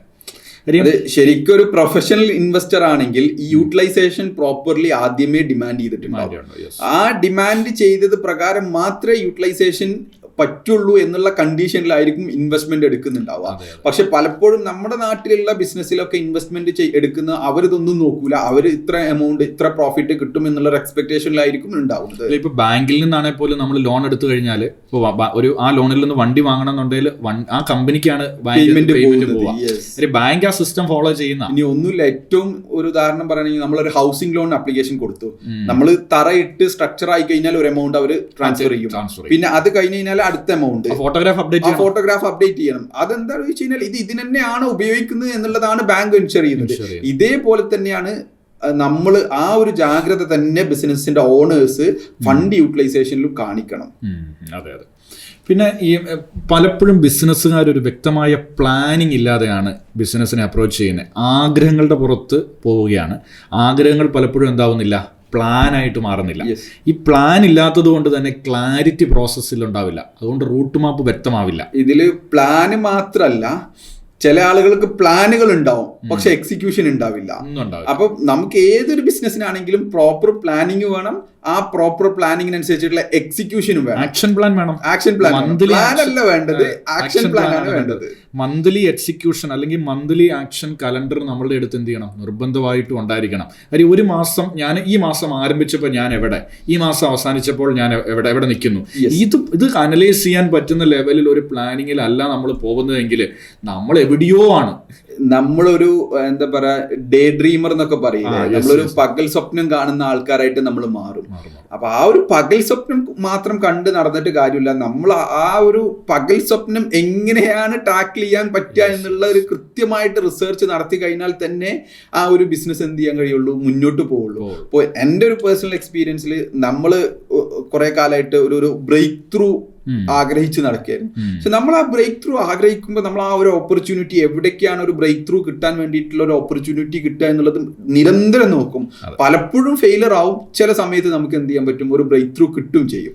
ഈ ഫെയിലിയറിനെ സക്സസിനെയും തമ്മിൽ അതിനെ ഡിഫൈൻ ചെയ്യുന്ന ഒരു മെയിൻ ഫാക്ടറെ കൺസിസ്റ്റൻസിയാണ്. കാര്യം നമ്മൾ ഒരു വിഷയത്തിന്റെ പുറകിൽ എത്ര തുടർച്ചയായി നിൽക്കുന്നോ അതിപ്പോ നാളെ തന്നെ നമ്മളിലേക്ക് വരണമെന്ന് പറയാൻ പറ്റില്ലല്ലോ. പക്ഷെ അത് വരും. നമ്മൾ കൺസിസ്റ്റന്റ് ആണെങ്കിൽ എന്താണെങ്കിലും നമ്മളെടുത്തേക്ക് അത് എത്തും. കാര്യം ബിസിനസ്സുകാർ പലപ്പോഴും ലാക്ക് ചെയ്യുന്ന അവിടെ ഒരു വിഷയത്തിന് വേണ്ടി ചിലപ്പോൾ ഒന്ന് ശ്രമിച്ചിട്ട് അവരതിനെ എന്ത് ചെയ്യും, അതിനെ ഉപേക്ഷിക്കും, എന്നിട്ട് പുതിയൊരു കേസിനെ പിടിക്കും. അപ്പോൾ അത് എല്ലാവരും അല്ല കേട്ടോ, എങ്കിലും ഇങ്ങനെ ചാടി പോകുന്ന ആൾക്കാരുടെ എണ്ണം വളരെ കൂടുതലാണ്. നമ്മൾ അതിൻ്റെ പുറകിൽ വളരെ ആത്മാർത്ഥതയോടെ തീവ്രമായി പരിശ്രമിച്ച് കഴിഞ്ഞിട്ടുണ്ടെങ്കിൽ ഇത് നമ്മളുടെ മുമ്പിൽ ഒരു ദിവസം എന്ത് ചെയ്യും, ഈ സാധ്യത നമ്മുടെ മുമ്പിൽ തുറന്നു വരും, അല്ലെങ്കിൽ ഈ ബിസിനസ്സിനെ വിജയിപ്പിക്കാൻ പറ്റും. അവിടെ നമ്മൾ പഠിക്കാൻ, മനസ്സിലാക്കാൻ, ലേൺ ചെയ്യാൻ, ഡെവലപ്പ് ചെയ്യാനുള്ള ഒരു മൈൻഡ് സെറ്റ് നമുക്കുണ്ടാവണം. ഞാൻ പിടിച്ച മുതലിന് 4 കൊമ്പെന്ന് പറഞ്ഞ് എന്ത് ചെയ്യരുത്. അല്ല, ബിസിനസ്സിൽ അതൊരിക്കലും പറ്റൂല. ബിസിനസ്സിൽ നിന്ന് നമ്മളെ എല്ലാവരെയും കേൾക്കേണ്ടി വരും. ഇപ്പോൾ ഒരു ഉദാഹരണത്തിന് നമ്മളെ ഓഫീസിലെ ഏറ്റവും താഴേക്കിടയിലുള്ള ഒരു സ്റ്റാഫിനെ ആണെങ്കിലും ആ സ്റ്റാഫിനെ അടക്കം നമ്മൾ കേൾക്കണം. അവരിൽ നിന്നായിരിക്കും ചിലപ്പോൾ ചില ഐഡിയാസ് അല്ലെങ്കിൽ ബ്രേക്ക് ത്രൂ നമുക്ക് കിട്ടുന്നത്. നമ്മളെല്ലാവരെയും കേൾക്കാനുള്ള ഒരു മൈൻഡ് സെറ്റ് ബിസിനസിന്റെ ഓണേഴ്സിന് നിർബന്ധമായിട്ടും വേണം. ഇന്നലെ ഒരു ആള് എന്നെ കാണാൻ, എൻ്റെ ഒരു ക്ലയന്റ് കാണാൻ വന്നപ്പോഴേ അവരുടെ ഓഫീസിൽ അവരൊരു സംവിധാനം, ഏറ്റവും കമ്പനിയുടെ ഗ്രോത്തിലേക്ക് ഏറ്റവും മികച്ച സജഷൻ തരുന്ന ആൾക്കാർക്ക് ക്യാഷ് പ്രൈസ് ഓഫർ ചെയ്തിട്ട് അവർ തന്ന സജഷൻസ് കൊണ്ട് പുള്ളി എന്ത് ചെയ്തു, എനിക്ക് മീറ്റ് ചെയ്യാൻ വന്നപ്പം ഇതിനകത്തൊരു ബെസ്റ്റ് ഒരെണ്ണം ചൂസ് ചെയ്യാൻ ഹെൽപ്പ് ചെയ്യാവോ എന്ന് ചോദിച്ചുകൊണ്ട്. കാര്യം അതൊരു കൾച്ചറാണ് ഒരു ബിസിനസ്സിനകത്തെ. ഈ കൾച്ചറുകൾ സെറ്റ് ചെയ്യുമ്പോൾ ഈ ടീം നമ്മുടെ കൂടെ എന്ത് ചെയ്യും, ഒരു ഇൻക്ലൂസിവിറ്റി എന്ന് പറയുന്നതാണ് ഇതിലുണ്ടാവുന്നത്. നമുക്ക് എക്സ്ക്ലൂസിവിറ്റി എളുപ്പം, പക്ഷെ ഇൻക്ലൂസിവിറ്റി ആവാനാണ് ബുദ്ധിമുട്ട്. നമ്മൾ ആൾക്കാരെ ഇൻക്ലൂസീവ് ചെയ്ത് കൊണ്ടുപോകുമ്പോൾ ഇവർ നമ്മുടെ കൂടെ നിൽക്കും. കാര്യം ഇപ്പൊ എനിക്ക് ഒറ്റയ്ക്ക് ചെയ്യുന്നതിന് പരിമിതിയുണ്ട്, നിങ്ങൾക്ക് ഒറ്റയ്ക്ക് ചെയ്യുന്നതിന് പരിമിതിയുണ്ട്. പക്ഷെ നമ്മളുടെ ടീമിന്റെ കൂടെ നമ്മൾ നിൽക്കുമ്പോൾ നമുക്കിതിനെ വലിയ വളർച്ചയിലേക്ക് കൊണ്ടുപോകാം. ആസ് എ ടീം എന്നുള്ള രൂപത്തിലാണ് ഈ ഒരു ബിസിനസ്സിനെ, ഏതൊരു ബിസിനസ്സിനെയും ഒരു ടീം എന്നുള്ള ലെവലിലേക്ക് നമുക്ക് മുന്നോട്ട് കൊണ്ടുപോകാൻ കഴിയും. കാരണം അതിന്റെ ഇതിന്റെ ഒരു ഫൗണ്ടർക്ക് സമയം എന്ന് പറയുന്നത് ലിമിറ്റഡ് ആണ്. എല്ലാം ആൾക്ക് ചെയ്യാൻ കഴിയുമെന്നുള്ളത് ഒരിക്കലും നമുക്ക് പറയാൻ കഴിയില്ല. സ്വാഭാവികമായിട്ടും നമ്മൾ ആ ടീമിനെ വിശ്വസിച്ച് ആ ടീമിനെയും കൂടെ കൂട്ടി കഴിഞ്ഞാൽ മാത്രമേ എന്ത് ചെയ്യുള്ളൂ, ആ ബിസിനസ് വളരുള്ളൂ. അതെ. അല്ല, ഇപ്പം ഒരു ഓണർ ഇപ്പം ഒരു ഫൈനാൻസ് കമ്പനിയിലെ എല്ലാ ദിവസവും ക്ലയൻറ്റിൻ്റെ ഫൈനാൻഷ്യൽ റിപ്പോർട്ട് ഉണ്ടാക്കാൻ നമ്മൾ തന്നെ ഇരുന്ന് കഴിഞ്ഞാലുള്ള അവസ്ഥ എന്താ? പിന്നെ നമുക്ക് അങ്ങനെ എത്ര എണ്ണത്തെ ചെയ്യാൻ പറ്റും? നമുക്ക് പരിധിയുണ്ട്, വളരെ ലിമിറ്റഡ് ആയ ഒരു ഫിഗറിലേക്ക് നമുക്ക് നിൽക്കാൻ പറ്റുള്ളൂ. അപ്പോൾ ഇത് കംപ്ലീറ്റ് ആക്ടിവിറ്റി ടീമാണ് ചെയ്യേണ്ടത്. അപ്പോൾ ആ ടീം ബിൽഡിംഗ് പ്രോസസ്സ് വ്യക്തമായിട്ട് ബിസിനസ്സുകാർ എന്ത് ചെയ്യണം, ഇതിനകത്ത് ഇംപ്ലിമെന്റ്. കാര്യം എല്ലാ സ്റ്റാഫും വർക്ക് ചെയ്യുന്നത് അവർക്ക് ലൈഫിൽ ഒരു അച്ചീവ്മെന്റോ അല്ലെങ്കിൽ ഒരു ഗ്രോത്തോ ഒക്കെ എക്സ്പെക്ട് ചെയ്താൽ അവർക്ക് ആ ഹോപ്പ് സ്ഥാപനത്തിനകത്ത് നിലനിർത്തുന്ന ലെവലിലുള്ള ആക്ടിവിറ്റീസ് സ്ഥാപനത്തിനകത്ത് ഉണ്ടാവണം. ഗൾഫിൽ നിന്ന് ഇത്രയും കാലം ജോലി ചെയ്ത് കിട്ടിയ എല്ലാ സമ്പാദ്യം വെച്ചിട്ട് നാട്ടിൽ വരുന്നു, ഏതെങ്കിലും ഒരു ബിസിനസ് ആരെങ്കിലും പറയും, അതിൽ നേരെ പോയിട്ട് ബിസിനസ്സിൽ ഇൻവെസ്റ്റ് ചെയ്യുന്നു. ഒരുപാട് പ്രതീക്ഷകളുമായിട്ടായിരിക്കും ബിസിനസ്സിൽ ഇൻവെസ്റ്റ് ചെയ്യുന്നത്. ഇതിൽ വലിയൊരു ശതമാനം ബിസിനസ്സുകൾ അങ്ങനെ ഇൻവെസ്റ്റ്മെന്റ് ഒക്കെ എടുത്ത് പഠിച്ചാൽ പരാജയമാണ്. ഒരു 80% പരാജയം. കാര്യം ഒന്നും പഠിക്കാതെയാണ് ഇവരെന്ത് ചെയ്യുക. ഗൾഫിലെ എക്സ്പീരിയൻസ് ആണ് നാട്ടിൽ അത് വെച്ചാൽ തുലനം ചെയ്യുക. പക്ഷെ നാട്ടില് എൻറ്റയർലി ഡിഫറെന്റ് ആണ് എന്നുള്ളത് മനസ്സിലാക്കാതെ കൊണ്ടുവന്നിട്ട് അവരുടെ ജീവിതത്തിൽ അവരുണ്ടാക്കിയ എല്ലാ സമ്പാദ്യവും ഈ ബിസിനസ്സിൽ ഒരുപാട് പ്രതീക്ഷകളുമായിട്ട് ഇൻവെസ്റ്റ് ചെയ്യുന്നു. ബാക്കിയുള്ള നാളും കൂടെ ജീവിക്കാൻ വേണ്ടിയാണ് ഇവർ ഈ ഇൻവെസ്റ്റ്മെന്റ് ചിലപ്പോൾ പലപ്പോഴും ചെയ്യുക. പക്ഷെ അതും കൂടെ ഇവർക്ക് നഷ്ടപ്പെടുന്നതാണ്. അപ്പോൾ ഈ ഒരു ബിസിനസ് ഒന്നും പഠിക്കാതെ ഇൻവെസ്റ്റ് ചെയ്ത് കഴിഞ്ഞാൽ ഇത് ഈ ബിസിനസ് നഷ്ടത്തിലാവാനുള്ള സാധ്യത കൂടുതലാണ്. അപ്പോൾ ഒരു പ്രവാസികള് ഒരു ബിസിനസ്സിൽ ഇൻവെസ്റ്റ് ചെയ്യും, പ്രത്യേകിച്ച് പ്രവാസം മതിയാക്കിയിട്ട് നാട്ടിൽ വരുന്ന പ്രവാസികൾ ഇൻവെസ്റ്റ് ചെയ്യുമ്പോൾ ആ ഒരു ബിസിനസ്സിനെ കൃത്യമായിട്ട് മനസ്സിലാക്കിയിട്ട് വേണം ഇൻവെസ്റ്റ് ചെയ്യാൻ. അങ്ങനെ ചെയ്തില്ലെങ്കിൽ ഇവർ വീണ്ടും പ്രവാസി ആവേണ്ടി വരും. നിലവിലുള്ള കടം തീർക്കാൻ വീണ്ടും പ്രവാസത്തിലേക്ക് പോകേണ്ടി വരും. അപ്പോൾ ഇനി ഏതെങ്കിലും പ്രവാസികൾ ഇൻവെസ്റ്റ് ചെയ്യാൻ താല്പര്യം ഉണ്ടെങ്കിൽ തന്നെ ആ ഒരു ബിസിനസ് എക്സ്പീരിയൻസ് ചെയ്തിട്ട്, ഞാൻ പറയുന്നത് ആ ഒരു ബിസിനസ്സിലോ അതല്ലെങ്കിൽ അതുമായി ബന്ധപ്പെട്ട ഇൻഡസ്ട്രിയിലോ ഒരു 6 മാസം വർക്ക് ചെയ്ത് കഴിഞ്ഞാൽ അവർക്കൊരു കൃത്യമായിട്ടൊരു ക്ലാരിറ്റി ആ ബിസിനസിനെ കുറിച്ച് കിട്ടും. അത് കഴിഞ്ഞ് ഇൻവെസ്റ്റ് ചെയ്ത് കഴിഞ്ഞാൽ ഒന്നും കൂടി നന്നാവും എന്നുള്ളതാണ് എനിക്ക് തോന്നുന്നത്. ഈ ബിസിനസ് എന്ന് പറയുന്നത് നമ്മൾ UAE അല്ലെങ്കിൽ ദുബായ് പോലെയുള്ള സ്ഥലങ്ങളിലൊക്കെ ചെയ്യുന്നതും ഇവിടുത്തെയും തമ്മിൽ വലിയ അണ്ണാനും പോലത്തെ വ്യത്യാസം എന്ന് പറയാൻ പറ്റുന്ന പോലെ അന്തരമുണ്ട്. കാര്യം ഇതിൻ്റെ രീതികൾ വേറെയാണ്, ഓഡിയൻസ് വേറെയാണ്. അപ്പോൾ ആ ഒരു അപ്രോച്ചിലാവരുത് എന്ത് ചെയ്യുന്നത് ഇതിനെ കണ്ട്. കാര്യം ഇതിന് ഒന്ന് ഇവിടെ എക്സ്പീരിയൻസ് ചെയ്ത ആൾക്കാർ ആ ബിസിനസ്സിനകത്ത് ആദ്യമേ പോയി അവിടെ പാർട്ണറായിട്ട് ഒരു ഇത്ര ലക്ഷം ഞാൻ ഇടാം അല്ലെങ്കിൽ ഇത്ര എമൗണ്ട് ഞാൻ ഇടാമെന്ന് കമ്മിറ്റ് ചെയ്യാതെ അതൊന്നും അതിനൊരു ട്രയൽ പീരീഡ് അതിന് കൊടുത്തതിന് ശേഷം എന്ത് ചെയ്യുക, ഇൻവെസ്റ്റ്മെന്റിലേക്ക്. ഇതിൽ തന്നെ വേറൊരു കാര്യം കൂടി ശ്രദ്ധിക്കാനുണ്ട്. ഈ പ്രവാസികൾ എന്ന് പറയുന്നത് മോസ്റ്റ്ലി ചിലപ്പോൾ ഇവരൊക്കെ വിദേശത്ത് ജോലി ചെയ്തവരാ. ഈ എംപ്ലോയി മൈൻഡ് സെറ്റും എംപ്ലോയർ മൈൻഡ് സെറ്റും അല്ലെങ്കിൽ എംപ്ലോയി മൈൻഡ് സെറ്റും ബിസിനസ് മൈൻഡ് സെറ്റും രണ്ടും രണ്ട് തന്നെയാണ്. അത് എപ്പോഴും ശ്രദ്ധിക്കേണ്ട കാര്യമാണ്. അല്ലെ ഇൻവെസ്റ്റ്മെന്റിന്റെ കേസിലേക്ക് വരുന്ന സമയത്തെ ഒരു കൊടുവള്ളി സ്റ്റൈലുണ്ട്. നമ്മുടെ ബിസിനസ് പൊട്ടിക്കഴിഞ്ഞാൽ അതേ വട പോയിട്ട് ഒരു നല്ല വണ്ടി, ഒരു ബെൻസോ BM ഒരു ഡിഫൻഡറോ ഒക്കെ എന്ത് ചെയ്യുക ഇങ്ങ് വാങ്ങുക. അപ്പൊ നാട്ടുകാരൊക്കെ ചിന്തിക്കും നമ്മുടെ ബിസിനസ് അടിപൊളിയാണ്, വൻ ലാഭമാണ്. എന്നിട്ട് അത് കാണിച്ചിട്ട് നേരെ പോകുന്നു, അവിടെ നിന്ന് ഇൻവെസ്റ്ററെ അപ്രോച്ച് ചെയ്യുന്നു, ആരെങ്കിലും ഒക്കെ ആയിട്ടുണ്ടോ ഫണ്ട് എടുക്കുന്നു, ഈ ബിസിനസ്സിലേക്ക് കൊണ്ടുവരുന്നു, ഈ ബിസിനസ് ഗ്രോ ചെയ്യാൻ വേണ്ടി ശ്രമിക്കുന്നു. ഇത് തെറ്റാണോ ശരിയാണോ ഇല്ലയോ എന്നുള്ളതൊക്കെ രണ്ടാമത്തെ കാര്യം. പക്ഷെ ഇങ്ങനത്തെ ചില രീതികൾ എന്ത് ചെയ്യുന്നുണ്ട്, ഇത് വല്ലാത്തൊരു എക്സ്പീരിയൻസ് ആണ്. അതെ അതെ അതെ. പക്ഷെ ഇതിന്റെ ഒരു വേറൊരു വേർഷൻ ഉണ്ടല്ലോ. അല്ല, ഇതിന്റെ ഒരു വേറെ വേർഷനാണ് നമ്മുടെ നാട്ടിലുള്ള ബിസിനസ്സുകാര്. ബിസിനസ് തുടങ്ങുന്നു, ഒന്ന് ക്ലച്ച് പിടിക്കുമ്പോഴത്തേക്ക് അവർക്ക് അഫോർഡ് ചെയ്യാൻ പറ്റാത്ത കാർ പോയി വാങ്ങിക്കുന്നു, വലിയൊരു എമൗണ്ട് EMI ഉണ്ടാവും, അത് മെയിൻറ്റെയിൻ ചെയ്യാനായിരിക്കും പിന്നെ ഉണ്ടാവുന്ന ബുദ്ധിമുട്ട്. ഈ ചെറിയ പ്രോഫിറ്റ് വരുമ്പോഴത്തേക്ക് തന്നെ അതിനേക്കാൾ വലിയ എക്സ്പെൻസോ അല്ലെങ്കിൽ ഒരു ലയബിലിറ്റി എന്ത് ചെയ്യുക വലിച്ചു വെക്കുകയാണ്. വരുമാനത്തിനേക്കാൾ കൂടുതൽ ചെലവ് വരുന്ന അവസ്ഥ ബിസിനസ്സിൽ ഉണ്ടായി കഴിഞ്ഞാൽ അത് എത്രത്തോളം മുന്നോട്ട് കൊണ്ടുപോകാൻ പറ്റുമെന്നുള്ളതിൽ സംശയമാണ്. എന്റെ പ്രശ്നം ഇതൊരു മൈൻഡ് സെറ്റ്. ഇത് നാട്ടുകാരെ കാണിക്കാനാണ് ഈ സംവിധാനം ഇവർ ചെയ്യുന്ന ഒരു പരിധി വരെ. ഷോ എന്ന് പറയുന്നത് ഇത് പിന്നീട് സമയമുണ്ട്. അല്ലാതെ ബിസിനസ്സിൽ ഒരിക്കലും നമ്മള് നാട്ടുകാരെ കാണിക്കാനാവരുത്. നമ്മൾ ആ ഒരു ബിസിനസിന്റെ ഹെൽത്ത്, ഫിനാൻഷ്യൽ ഹെൽത്ത് നോക്കിയിട്ട് മാത്രമേ നമ്മൾ ആക്ട് ചെയ്യാൻ പറ്റുള്ളൂ. കാരണം നാട്ടുകാരെ കാണിച്ചു കഴിഞ്ഞാൽ നാട്ടുകാർ പിന്നെന്ത് ചെയ്യാണ്, ഇതിന്റെ ഒരു നെഗറ്റീവാണ് പിന്നെ കാണാൻ. ഈ ബിസിനസ് എന്ന് പറയുന്നത് അപ്പ് ആൻഡ് ഡൗൺസ് ഉണ്ടല്ലോ. ഇതിന് ഉയർച്ചയുമുണ്ട് താഴ്ചയുണ്ട്. ഉയർച്ചയിൽ ഈ നാട്ടുകാരൊക്കെ കൂടെ നിൽക്കുകയും താഴ്ചയിൽ നമ്മളെ കുറ്റം പറയുകയും ചെയ്യും. സ്വാഭാവികമായിട്ട് ഇവൻ എന്തോ ചെയ്തിട്ടാണ് ഇങ്ങനെയൊക്കെ പറ്റിയെന്ന് സ്വാഭാവികമായി പറയും. അപ്പം ഇതിന് നമ്മളുടെ ഗ്രോത്ത് ഒരു പെർമനന്റ് സ്റ്റേജിലേക്ക് വരുന്നത് വരെ ഷോ ഇറക്കാതിരിക്കുന്നതാണ് നല്ലത്. നമ്മളൊരു ഹെൽത്തി നമ്മളെ ബിസിനസ്സിൽ ഒരു ഹെൽത്തി ക്യാഷ് ഫ്ലോ ഉണ്ടെങ്കിൽ മാത്രമേ എന്ത് ചെയ്യാൻ പറ്റുള്ളൂ, ഇതേപോലുള്ള ലയബിലിറ്റീസ് ഏറ്റെടുത്ത് വെക്കാൻ പറ്റുള്ളൂ. അല്ലാത്ത കാരണവശാൽ ഒരിക്കലും എന്ത് ചെയ്യരുത്, ഇതേപോലുള്ള ലയബിലിറ്റീസ്. അത് പലപ്പോഴും ബിസിനസ്സിൽ കാണുന്നതാണ്. അനാവശ്യമായിട്ട് കാറ് വാങ്ങിക്കുന്നത്, അനാവശ്യമായിട്ട് വലിയ ഓഫീസ് ഇൻഫ്രാസ്ട്രക്ചർ ചെയ്യുന്നത്. ഇതെന്ത് ചെയ്യുന്നു വെച്ച് കഴിഞ്ഞാൽ മോസ്റ്റ്ലി ബിസിനസിന്റെ റവന്യൂ എടുത്തിട്ടായിരിക്കും ഇതിൽ ഇൻവെസ്റ്റ് ചെയ്യുന്നത്. എൻ്റെ അടുത്ത് ഒരിക്കലും ഒരു ക്ലയന്റ് വന്നതേ, അവർക്ക് ആകെ ഒരു 50 ലക്ഷം രൂപയാണ് അവരുടെ ഇൻവെസ്റ്റ്മെന്റ് ആയിട്ട് ക്യാപിറ്റൽ ആയിട്ട് അവരുടെ മുമ്പിലുള്ള. ഇവര് ഓഫീസ് തുടങ്ങാൻ മുടക്കിയത് 35 ലക്ഷം രൂപ. 35 lakhs വലിയ ഓഫീസ്, വൺ സെറ്റപ്പിൽ ഏറ്റവും പ്രീമിയം ആയിട്ട് എന്ത് ചെയ്തു, ഓഫീസ് അങ്ങ് തുടങ്ങി. വർക്കിംഗ് ക്യാപിറ്റൽ ഇല്ല.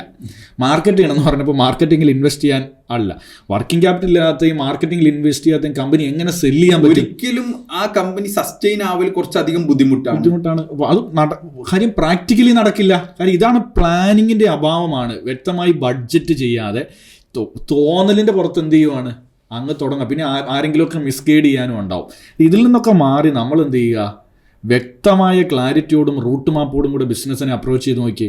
നാളുകൾ കൊണ്ട് ബിസിനസ്സിൽ അതിന്റെ മാറ്റം നമുക്ക് എക്സ്പീരിയൻസ് ചെയ്യാൻ പറ്റും. ഇതിൽ ഞാൻ ശ്രദ്ധിച്ച വേറൊരു കാര്യം എന്താ വെച്ച് കഴിഞ്ഞാൽ, ബിസിനസ്സുകാരുടെ ഏറ്റവും വലിയ അശ്രദ്ധ എന്ന് പറയുന്നത് അവരൊരിക്കലും വർക്കിംഗ് ക്യാപിറ്റലിന് ഇൻവെസ്റ്റ്മെന്റ് ആയിട്ട് കാണാറില്ല എന്നുള്ളതാണ്.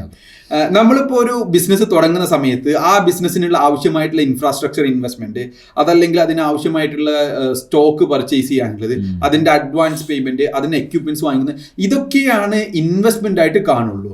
എന്താണ് എന്നിട്ട് സംഭവിക്കുന്നത്, നമ്മൾ എൻ്റെ ഒരു അഭിപ്രായത്തിൽ ഒരു 8 മാസത്തെ വർക്കിംഗ് ക്യാപിറ്റൽ എങ്കിലും നമ്മൾ എന്ത് ചെയ്യണം, ഇൻവെസ്റ്റ്മെന്റിന്റെ കൂടെ തന്നെ ഉണ്ടെങ്കിലേ ഒരു പീസ്ഫുൾ ആയിട്ട് ഒരു ബിസിനസ്സുകാരന് ബിസിനസ് ചെയ്യാൻ കഴിയും. ഈ ബിസിനസ് ഒന്നാമത്തെ മാസം പ്രോഫിറ്റ് ആവില്ലല്ലോ ഒരു പരിധി വരെ.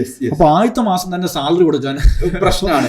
അപ്പൊ ആദ്യത്തെ മാസം മുതലേ നമ്മൾ ബിസിനസ് ഗ്രോ ചെയ്യുന്നതിന് പകരം ഇതിന്റെ ഫൗണ്ടർ അല്ലെങ്കിൽ ഇതിന്റെ ഓണർ ചിന്തിക്കുന്നത് എങ്ങനെയാണ് സാലറി കൊടുക്കുക, എങ്ങനെയാണ് റെന്റ് കൊടുക്കുക, ഓണറോട് എന്താണ് പറയാ, അതല്ലെങ്കിൽ എങ്ങനെയാണ് ക്യാഷ് ഫ്ലോ മാനേജ് ചെയ്യുക. ഇവൻ പ്രൊഡക്റ്റീവ് ആവേണ്ടതിന് പകരം ഇത്തരത്തിലുള്ള പെയിനുകൾ പേറിയിട്ടാണ് ഇവന്റെ ഓരോ ദിവസവും കടന്നു പോവുക. വർക്കിംഗ് ക്യാപിറ്റലിനെ ഇൻവെസ്റ്റ്മെന്റ് ആയിട്ട് ഈ പറഞ്ഞ പോലെ ഒരു 6 to 8 മന്തിലേക്കുള്ളതെങ്കിലും കാണാതെ നമ്മൾ ബിസിനസ്സിലേക്ക് തുടങ്ങിക്കഴിഞ്ഞാൽ നമ്മൾ സ്ട്രഗിൾ ചെയ്യും, നമ്മൾ ഒഴന്നു പോകും. പിന്നെ ഭാര്യയുടെ മാല പണയം വെക്കാനും നമ്മളുടെ ഉള്ള ഇതൊക്കെ ആയിട്ട് എന്ത് ചെയ്യേണ്ടി വരും, നമ്മൾ ഇതിലേക്ക് നിൽക്കേണ്ടി വരും. നിർബന്ധമായിട്ടും ഏതൊരു ബിസിനസ് തുടങ്ങുകയാണെങ്കിലും വർക്കിംഗ് ക്യാപിറ്റൽ ഇല്ലാണ്ട് ബിസിനസ് തുടങ്ങരുത് എന്നുള്ളതാണ് ഞാൻ എപ്പോഴും പറയാറുള്ളത്. നമ്മുടെ പല ക്ലയൻസിന്റെയും അനുഭവങ്ങൾ നമ്മുടെ മുമ്പിലുണ്ട്.